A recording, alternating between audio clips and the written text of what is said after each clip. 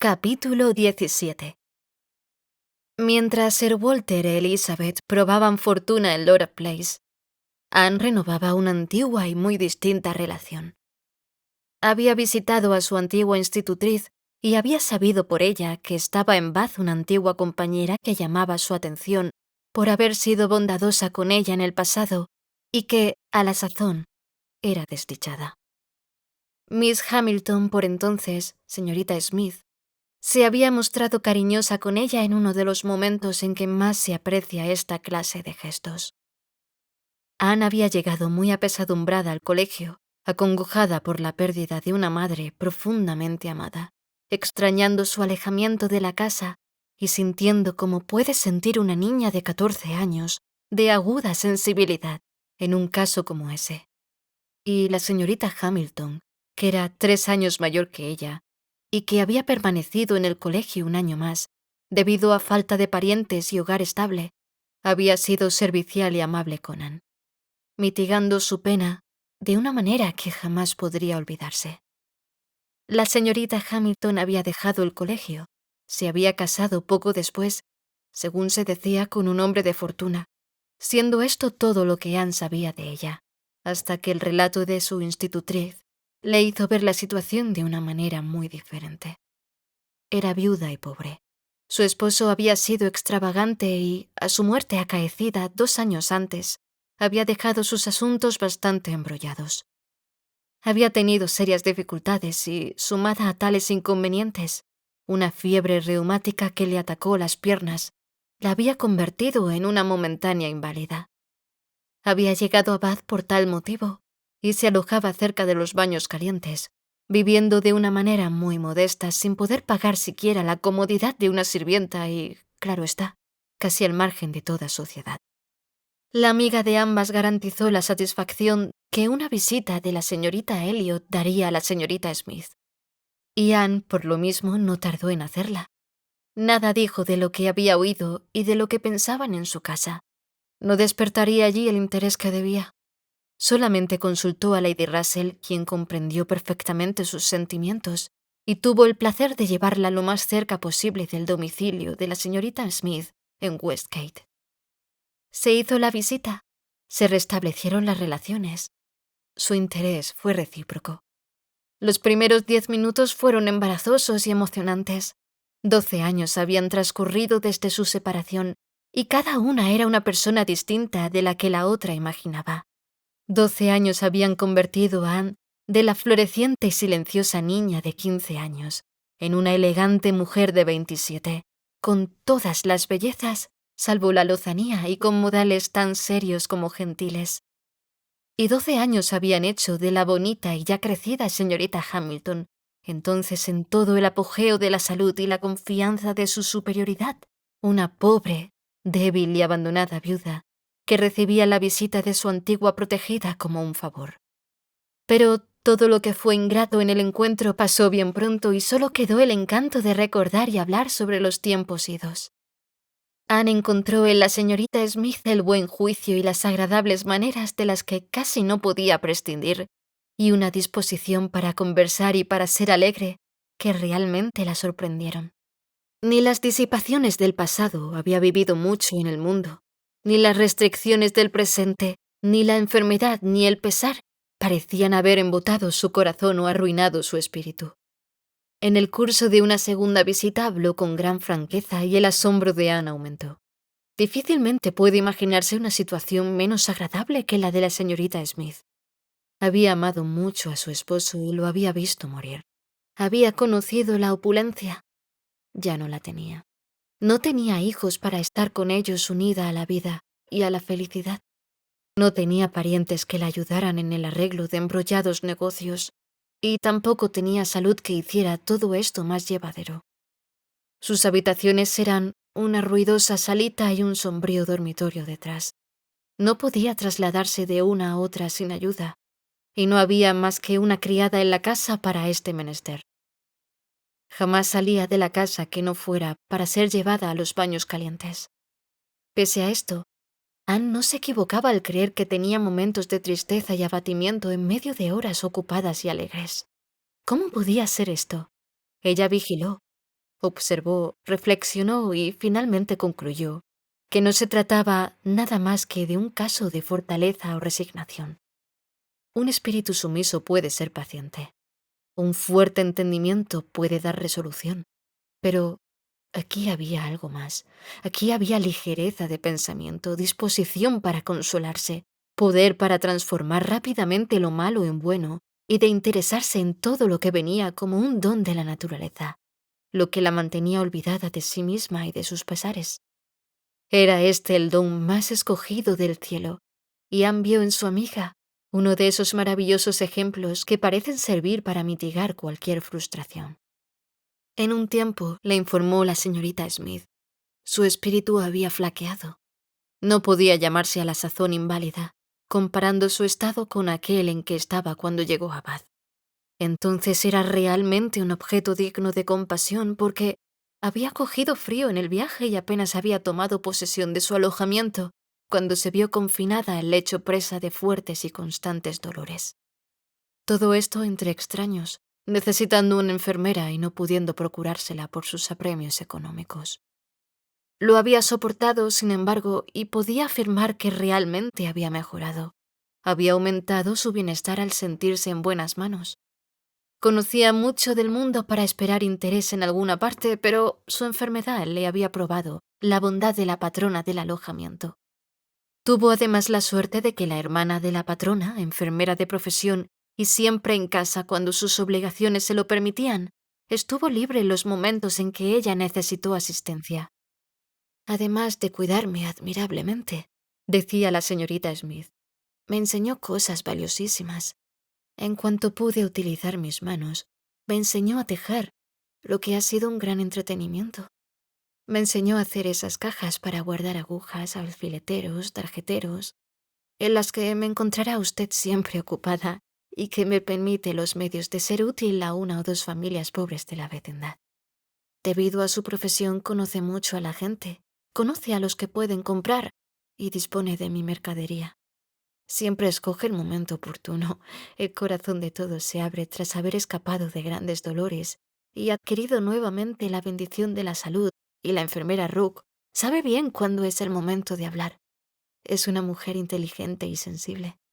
Su profesión le permite conocer la naturaleza humana y tiene una base de buen sentido y don de observación que la hacen como compañía infinitamente superior a la de muchas gentes que han recibido la mejor educación del mundo, pero que no saben en realidad nada. Llámelo usted chismes si así lo parece, pero cuando la enfermera Rook viene a pasar una hora conmigo, siempre tiene algo útil y entretenido que contarme, algo que hace pensar mejor de la gente. Uno desea enterarse de lo que pasa, estar al tanto de las nuevas maneras de ser trivial y tonto que se usan en el mundo. Para mí, que vivo tan sola, su conversación es un regalo. Anne, deseando conocer más acerca de este placer, dijo, lo creo. Mujeres de esta clase tienen muchas oportunidades, y si son inteligentes debe valer la pena escucharlas. Tantas manifestaciones de la naturaleza humana que tienen que conocer. Y no únicamente de las tonterías pueden aprender, también pueden ver cosas interesantes o conmovedoras. ¿Cuántos ejemplos verán de ardiente y desinteresada negación de heroísmo, de fortaleza, de paciencia, de resignación? Todo conflicto y todo sacrificio nos ennoblecen. El cuarto de un enfermo podría llenar el mejor de los volúmenes. Sí, dijo dudosa la señorita Smith. Alguna vez sucede, aunque la mayoría de las veces los casos que esta mujer ve no son tan elevados como usted supone. Alguna vez la naturaleza humana puede mostrarse grande en los momentos de prueba, pero suelen primar las debilidades y no la fuerza en la habitación de un enfermo. Son el egoísmo y la impaciencia más que la generosidad y la fortaleza los que se ven allí.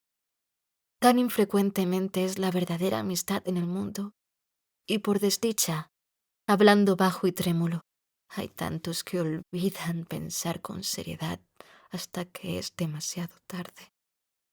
Anne comprendió la dolorosa miseria de estos sentimientos. El marido no había sido lo que debía, y había dejado a la esposa entre aquella gente que ocupa un peor lugar en el mundo del que merecen. Ese momento de emoción fue, sin embargo, pasajero. La señorita Smith se repuso y continuó en tono inalterable. Dudo que la situación que tiene en el presente mi amiga, la señorita Rook, sirva de mucho para entretenerme o enseñarme algo. Atiende a la señora Wallis de Marlborough, según creo una mujer a la moda, bonita, tonta, gastadora y naturalmente nada podrá contarme sobre encajes y fruslerías. Sin embargo, quizás yo pueda sacar algún beneficio de la señorita Wallis. Tiene mucho dinero y pienso que podrá comprarme todas las cosas caras que tengo ahora entre manos. Anne visitó varias veces a su amiga antes de que en Camden Place sospecharan su existencia. Finalmente se hizo necesario hablar de ella. Sir Walter, Elizabeth y la señorita Clay volvían un día de Laura's Place con una invitación de la señora Dalrymple para la velada. Pero Anne estaba ya comprometida a ir a Westgate. Ella no lamentaba excusarse. Habían sido invitados, no le cabía duda, porque Lady Dalrymple, a quien un serio catarro mantenía en casa, pensaba utilizar la amistad de los que tanto la habían buscado. Así pues, Anne se negó rápidamente. He prometido pasar la velada con una antigua compañera. No les interesaba nada que se relacionase con Anne. Sin embargo, hicieron más que suficientes preguntas para enterarse de quién era esta antigua condiscípula. Elizabeth manifestó desdén, y Sir Walter se puso severo. «¡Westgate!», exclamó. «¿A quién puede la señorita Anne Elliot visitar en Westgate? ¿A la señorita Smith? ¿Una viuda llamada señorita Smith? ¿Y quién fue su marido? Uno de los miles señores Smith que se encuentran en todas partes. ¿Qué atractivos tiene? Que está vieja y enferma. Palabra de honor, señorita Anne Elliot, que tiene usted unos gustos notables. Todo lo que disgusta a otras personas, gente inferior, habitaciones mezquinas, aire viciado, relaciones desagradables, son gratas para usted. Pero tal vez podrás postergar la visita a esa señora. No está tan próxima a morirse, según creo, que no puedas dejar la visita para mañana. ¿Qué edad tiene? ¿40? No, señor, aún no tiene 31 años. Pero no creo que pueda dejar mi compromiso porque es la única tarde en bastante tiempo que nos conviene a ambas. Ella va a los baños calientes mañana y nosotros, bien lo sabe usted, hemos comprometido ya el resto de la semana. Pero, ¿qué piensa Lady Russell de esta relación?, preguntó Elizabeth. No ve en ella nada reprochable, repuso Anne. Muy por el contrario, lo aprueba.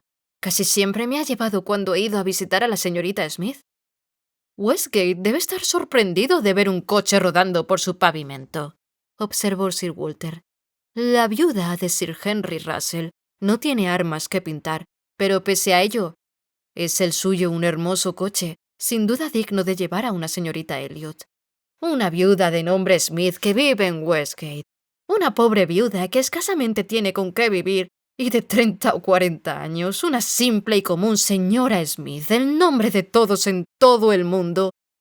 Haber sido elegida como amiga de la señorita Elliot y ser preferida por ésta a sus relaciones de familia de la nobleza inglesa e irlandesa. Señorita Smith, vaya un nombre. La señorita Clay, que había presenciado toda la escena, juzgó prudente en ese momento abandonar el cuarto, y Anne hubiera deseado hacer en defensa de su amiga algunos comentarios acerca de los amigos de ellos, pero el natural respeto a su padre la contuvo. No contestó. Dejó que comprendiera él por sí mismo que la señorita Smith no era la única viuda en Bath entre 30 y 40 años, con escasos medios y sin nombre distinguido. Anne cumplió su compromiso. Los demás cumplieron el de ellos y, por supuesto, debió huir a la mañana siguiente, que habían pasado una velada encantadora. Ella fue la única ausente. Sir Walter y Elizabeth no solamente se habían puesto al servicio de su señoría, sino que habían buscado a otras personas molestándose en invitar a Lady Russell y al señor Elliot. Y al señor Elliot había dejado temprano al coronel Wallis, y Lady Russell había finalizado temprano sus compromisos para concurrir. Anne supo, por Lady Russell, todos los detalles adicionales de la velada. Para Anne, lo más importante era la conversación sostenida con el señor Elliot, quien, habiendo deseado su presencia, estimó comprensibles, sin embargo, las causas que le impidieron ir. Sus bondadosas y compasivas visitas a su antigua condiscípula parecían haber encantado al señor Elliot. Creía éste que ella era una extraordinaria joven, en sus maneras, carácter y alma, un prototipo excelente de femineidad. Las alabanzas que de ella hacía igualaban a las de Lady Russell, y Anne entendió claramente por los elogios que de ella hacía este hombre inteligente, lo que su amiga insinuaba en su relato. Lady Russell tenía ya una opinión muy fuerte sobre el señor Elliot. Estaba convencida de su deseo de conquistar a Anne con el tiempo, y no dudaba de que la mereciera, y pensaba cuántas semanas tardaría él en estar libre de las ataduras creadas por su viudez y luto, para poder valerse abiertamente de sus atractivos para conquistar a la joven. No dijo a Anne tan claramente cómo veía ella el asunto. Solamente hizo unas pequeñas insinuaciones de lo que bien pronto ocurriría. Es decir, de que él se enamorase y de la conveniencia de tal alianza y la necesidad de corresponderle. Anne la escuchó y no lanzó ninguna exclamación violenta. Se limitó a sonreír, se ruborizó y sacudió la cabeza suavemente. «No soy casamentera, como tú bien sabes», dijo Lady Russell, «conociendo como conozco la debilidad de todos los cálculos y determinación humanos. Solo digo que, en caso de que alguna vez el señor Elliot se dirija a ti y tú lo aceptes, tendrán la posibilidad de ser felices juntos. Será una unión deseada por todo el mundo, pero, para mí, será una unión feliz. El señor Elliot es un hombre en extremo agradable y en muchos aspectos tengo una alta opinión de él», dijo Anne, «pero no creo que nos convengamos el uno al otro». Lady Russell no dijo nada al respecto y continuó. «Desearía ver en ti a la futura Lady Elliot, la castellana de Kellynch, ocupando la mansión que fuera de tu madre, ocupando el puesto de ésta, con todos los correspondientes derechos, la popularidad que tenía y todas sus virtudes. Esto sería para mí una gran recompensa. Eres idéntica a tu madre, en carácter y en físico, y sería fácil volver a imaginarla a ella, si tú ocupas su lugar, su nombre, su casa, si presidieras y bendijeras el mismo sitio, solamente serías superior a ella por ser más apreciada. Mi queridísima Anne, esto me haría más feliz que ninguna otra cosa en el mundo». Anne se vio obligada a levantarse, a caminar hasta una mesa distante y pretender ocuparse en algo para esconder los sentimientos que este cuadro despertaba en ella. Por unos momentos su corazón y su imaginación estuvieron fascinados. La idea de ser lo que su madre había sido, de tener el nombre precioso de Lady Elliot, revivido en ella, de volver a Kellynch, de llamarlo nuevamente su hogar para siempre, tenía para ella un encanto innegable. Lady Russell no dijo nada más, dejando que el asunto se resolviera por sí solo y pensando que el señor Elliot no habría podido escoger mejor momento para hablar. Creía, en una palabra, lo que Anne no. La sola imagen del señor Elliot trajo a la realidad a Anne. El encanto de Kellynch y Lady Elliot desapareció. Jamás podría aceptarlo. Y no era solo porque sus sentimientos fueran sordos a todo hombre con excepción de uno. Su claro juicio, considerando fríamente las posibilidades, condenaba al señor Elliot. Pese a conocerlo desde hacía más de un mes, no podía decir que supiera mucho sobre su carácter, que era un hombre inteligente y agradable, que hablaba bien, que sus opiniones eran sensatas, que sus juicios eran rectos y que tenía principios. Todo esto era indiscutible. Ciertamente sabía lo que era bueno y no podía encontrarle ella faltas en ningún aspecto de sus deberes morales. Pese a ello, no habría podido garantizar su conducta. Desconfiaba del pasado, ya que no del presente. Los nombres de antiguos conocidos mencionados al pasar, las alusiones a antiguas costumbres y propósitos, sugerían opiniones poco favorables de lo que él había sido. Le era claro que había tenido malos hábitos. Los viajes del domingo habían sido cosa común. Hubo un periodo en su vida, y posiblemente nada corto, en el que había sido negligente en todos los asuntos serios, y aunque ahora pensara de otra manera, ¿quién podía responder por los sentimientos de un hombre hábil, cauteloso, lo bastante maduro como para apreciar un bello carácter? ¿Cómo podría asegurarse que esta alma estaba en verdad limpia? El señor Elliot era razonable, discreto, cortés, pero no franco. No había tenido jamás un arrebato de sentimientos, ya de indignación, ya de placer por lo buena o mala conducta de los otros. Esto, para Anne, era una decidida imperfección. Sus primeras impresiones eran perdurables. Ella apreciaba la franqueza, el corazón abierto, el carácter impaciente antes que nada. El calor y el entusiasmo aún la cautivaban. Ella sentía que podía confiar mucho más en la sinceridad de aquellos que en alguna ocasión podían decir alguna cosa descuidada o alguna ligereza que en aquellos cuya presencia de ánimo jamás sufría alteraciones, cuya lengua jamás se deslizaba. El señor Elliot era demasiado agradable para todo el mundo. Pese a los diversos caracteres que habitaban la casa de su padre, él agradaba a todos. Se llevaba muy bien, se entendía de maravillas con todo el mundo. Había hablado con ella con cierta franqueza acerca de la señorita Clay. Había parecido comprender las intenciones de esta mujer y había exteriorizado su menosprecio hacia ella. Sin embargo, la señorita Clay estaba encantada con él. Lady Russell quizá podía ser menos exigente que su joven amiga. No observaba nada que pudiese inspirar desconfianza. No podía encontrar ella un hombre más perfecto que el señor Elliot, y su más caro deseo era verlo recibir la mano de su querida Anne Elliot en la capilla de Kellynch el siguiente otoño.